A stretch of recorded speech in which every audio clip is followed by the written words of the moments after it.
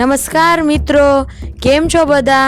આજે અમે આવી ગયા છીએ ભવનાથના પ્રસિદ્ધ મહાશિવરાત્રિના મેળામાં અને આજે તમને આખા મેળાનો લાઈવ અનુભવ કરાવીશું. અમે આખો મેળો પગપાળા ફરીને તમને અહીંથી ખાસ ઝલક બતાવવાના છીએ, તો વિડીયો અંત સુધી જરૂર જોતા રહેજો. આ મેળો ભક્તિ, ઉત્સાહ અને આનંદથી ભરેલો છે. ચારેય તરફ હર હર મહાદેવના નાદ ગુંજી રહ્યા છે. તો મિત્રો, સૌપ્રથમ આપણે મંદિર તરફ જઈ રહ્યા છીએ. અહીં ભક્તોની મોટી ભીડ જોવા મળી રહી છે. લોકો દૂર દૂરથી ભગવાન શિવના દર્શન કરવા આવી રહ્યા છે. આ ભક્તિભર્યું વાતાવરણ મનને શાંતિ આપે છે. ઢોલ, નગારા અને ભજનના અવાજ સાથે આખું સ્થળ એકદમ જીવંત લાગી રહ્યું છે. જો તમે પણ અહીં આવો તો જરૂરથી આ આધ્યાત્મિક માહોલનો આનંદ માણજો મિત્રો. હવે મિત્રો, અહીં એક ખૂબ જ ખાસ દ્રશ્ય છે. જુઓ, આ નાનકડા બાળક દોરી પર ચાલી રહ્યા છે. આ કામ સહેલું નથી, તેમાં બહુ હિંમત અને મહેનત જોઈએ. એટલી નાની ઉંમરે તેઓ પોતાની કળા બતાવી રહ્યા છે. ચાલો આપણે સૌ મળીને તેમની મહેનતને સલામ કરીએ. વાહ, આવા બાળકો આપણને શીખવે છે કે જીવનમાં કંઈ મેળવવું હોય તો મહેનત અને હિંમત જરૂરી છે. હવે મારી ધમલી શોપિંગ કરવા હું ચાલુ કરી દીધું છે. પણ એક ખાસ કહેવાનું છે કે જે કાકા જે અત્યારે છે એ રાજકોટથી એટલી દૂરથી આવ્યા છે બાઇક લઈને અને બંગડીનું સેલ કરવા. તો તમે જોઈ શકો છો. હા, પણ બંગડીનું કિંમત છે 10 રૂપિયા અને 20 રૂપિયા. તો તમે પણ બધા એકવાર કાકાને ત્યાં મુલાકાત લેજો. 10 થી 20 રૂપિયામાં તમને બંગડી અને પાટલા મળી રહી છે. તો ચલો આવો. તો હાલો, ચણિયાચોરીની દુકાન આવી છે તો એકાદી ચણિયાચોરી લઈ લઈએ. મને એમ થયું, પણ મને એકય ચણિયાચોરી ન લેવા દીધી. બહુ ભીડ હતી એટલે પછી ત્યાંથી અમે નીકળી ગયા.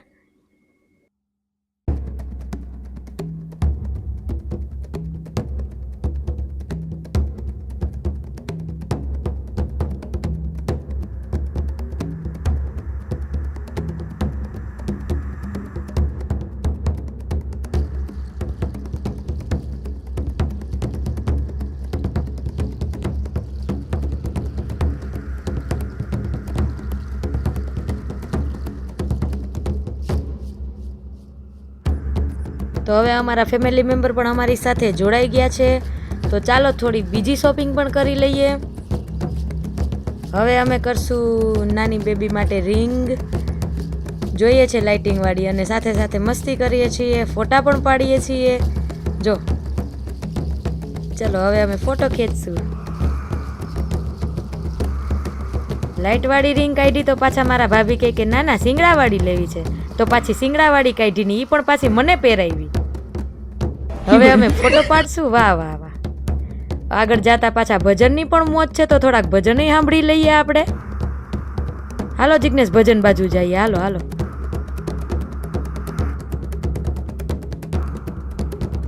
વાહ વાહ વાહ, બહુ ભીડ વધતી જાય છે હો હવે. ઓહો, જો આ નાની છોકરી કેવું સરસ કરી રહી છે. એક બાજુ ભજન ચાલુ. અરે વાહ વાહ, ગિરનારની લાઇટિંગ તો જો કેવી મસ્ત દેખાય છે, જાણે આબમાં તારા ચમકે એવું લાગે.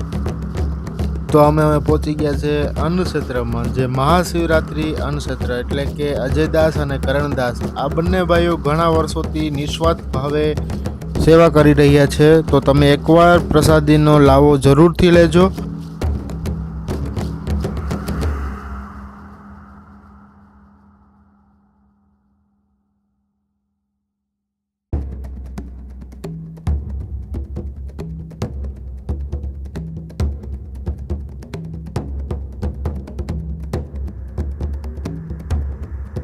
સાથે ત્યાં અન્નક્ષેત્રમાં એક બાપુ હતા, એમનું નામ છે દક્ષગીરી બાપુ. તો અમે એની સાથે ઘણી બધી વાતો કરી અને ઘણો સમય પસાર કર્યો અને બાપુના આશીર્વાદ પણ લીધા અમે.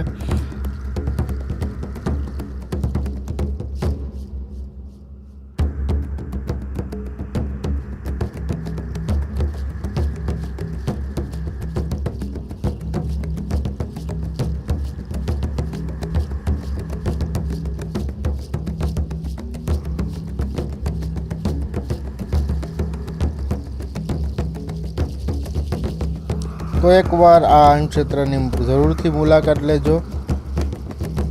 તો ચલો, ધીમે ટાઈમ પસાર થઈ રહ્યો છે અને મેળો પણ હજુ કરવાનો બાકી છે ઘણો બધો. તો બન્યા રહેજો અમારી સાથે. તો ફાઇનલી અમે ભવનાથ મંદિર પાસે પહોંચી ગયા છે. જોઈ શકો છો તમે અહીંયાનો નજારો. ખૂબ જ મસ્ત લાઇટિંગથી શણગારેલું છે મંદિર આખું, ફૂલોથી અને લાઇટિંગથી. માણસો એકદમ વધી રહ્યા છે અને દર્શન કરવા માટે આતુર છે.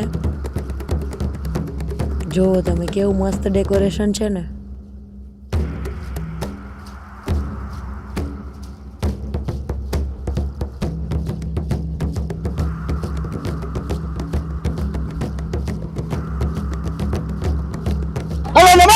પાર્વતી પતે હર હર મહાદેવ.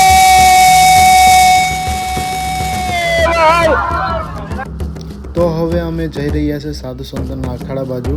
અમે દર્શન કરીશું અને સાથે સાથે તમે પણ આ વ્લોગના માધ્યમથી સાધુ સંતના દર્શન કરજો. અને કહેવાય છે ને કે જે મહાશિવરાત્રિના મેળામાં જે સાધુ સંતના આશીર્વાદ પ્રાપ્ત કરે છે એમાંથી કોઈ એક ભગવાનના સ્વરૂપે તમને આશીર્વાદ મળી જાય તો તમારો બેડો પાર થઈ જાય છે મિત્રો. તો એકવાર તમે પણ જરૂરથી આવજો આ શિવરાત્રિના મેળામાં અચૂકથી. અને સાથે અમે કિન્નર અખાડાના દર્શન પણ કરવા જઈ રહ્યા છે. તો કિન્નર અખાડાના પણ તમે દર્શન આ વ્લોગના માધ્યમથી કરી લેજો.